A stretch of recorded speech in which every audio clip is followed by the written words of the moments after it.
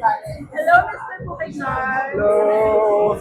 Can you introduce yourself to our viewers? I'm Glenn Sayrapion. I'm representing the province of Bukidnon. Alright, grabe from Bukidnon, here to Luzon. Yeah. Anong nararamdaman mo you're representing one of the most beautiful provinces in the Philippines, especially in Mindanao? So I'm very proud to represent my province. So it's a really huge opportunity for me to showcase our province here in the national stage. Taga saan ka ba sa Bukidnon ulit? I'm from Valencia City, Bukidnon. Wow, Valencia, naalala ko yan. Diyan kami nasiraan ng bus. Really? So, ito ko, pero maganda yung lugar. Opo, sobrang ganda po talaga. Alam mo, paborito ka, very malamig. Yeah. Maraming, very naturist. Hindi ko pa naiikot yung Valencia, except sa nasiraan kami ng gulong-gulong. Ano meron sa Valencia? If ever pumunta ako doon, saan mo ako dadalhin? If pupunta po kayo, I will take you to our poblacion because it highlights the city of Valencia. So you can go to our city. Maraming mga like activities doon, lalo naman sa Oval and plazas. So yeah, I'll take you there to our poblacion, our main city. Ang pagkakaalam ko talaga Bukidnon, agriculture yung isa sa mga pinakamalaking contributor sa buong bansa. Nandun yung Del Monte, nandun yung Dahilayan, Opo, sobrang ganda. Ano ba ang mai-offer ng Bukidnon bukod sa agriculture? Bukidnon has really beautiful landscapes and sceneries. So parang ma-experience mo yung like one of a kind sceneries ng mga mountains. So if mahilig kayo ng mga nature trip or like hiking, so Bukidnon is a really best choice for you. Pero let's go back to you. Bakit ka sumali ng Mr. Philippines?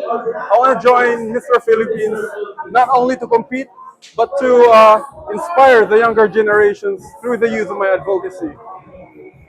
Nag-aaral ka pa ngayon na nagtatrabaho ng Orbonis? I am still a student at National University, so I'm a varsity player. So I'm a volleyball player po ng NU. Ikaw yung nabalitaan. So, kamusta naman ang pagiging varsity player sa Manila? It's actually very hard because I moved here in Manila at a very young age. So kailangan talaga mag-sacrifice para makumit yung mga pangarap natin sa buhay. Sino yung nag-motivate ko nag-isip sa'yo sumali dito? Sir Jong encouraged me to join, but dati pa, parang gusto ko nang sumali sa mga pageant talaga. Kaya it's a really big opportunity for me na makasali here sa Mr. Philippines. Sure, ikaw mo ba mag-pageant? Yes, my first time po. Pero grabe ha, parang hindi naman halata. Thank Very you. raw, pero very farming process. Thank you. At pareho pa tayo ng pero tayo naka-green. Opo. Very Filipino. Yeah. Who are you wearing? What? Kanino suot mo yung design? Kuya Esram's agency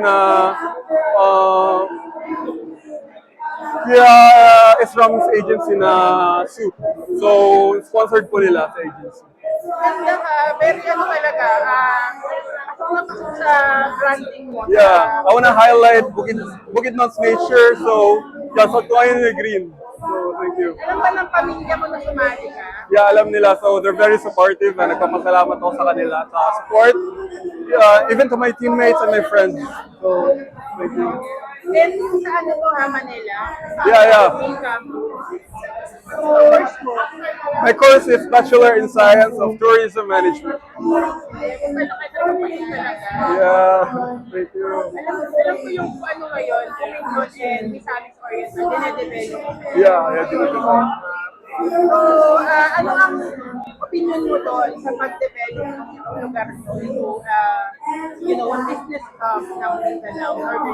So it's a really big opportunity, lalo na sa tourism sector, to parang maano namin yung mga visitors to come, encourage namin. So, para mas ma-highlight yung province namin. So it's a really big opportunity po for the tourism sector of Bukidnon. Nowadays, ang mga pageants, yung mga sasali ng pageants, may advocacy sila. Ano ang project or advocacy? My advocacy is to raise concern on mental health and the anxiety and sports depression for athletes. So parang gusto ko siya i-highlight na kapag athlete ka, hindi lang katawan yung, or body, or physicality yung kailangan mong alagaan, kundi pati yung mental health mo.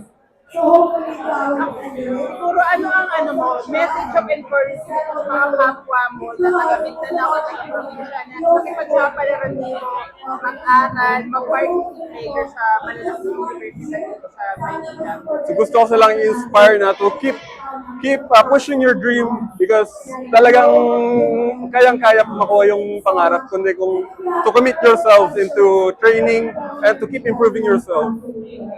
And lastly, anong message mo sa mga supporters mo, especially kababayan sa Bukidnon? Pwede mo silang batiin sa Bisaya. So, salamat ka sa inyo sa pag-support sa ako, lalo na sa pamilya, sa mga friends sa Bukidnon. And please support me as your Mr. Philippines 2026. So, yeah, salamat kayo sa inyo. Ayan. Grabe, gwapo kaayo. Thank you. Thank you so much. Thank you. Thank you so much. Bye.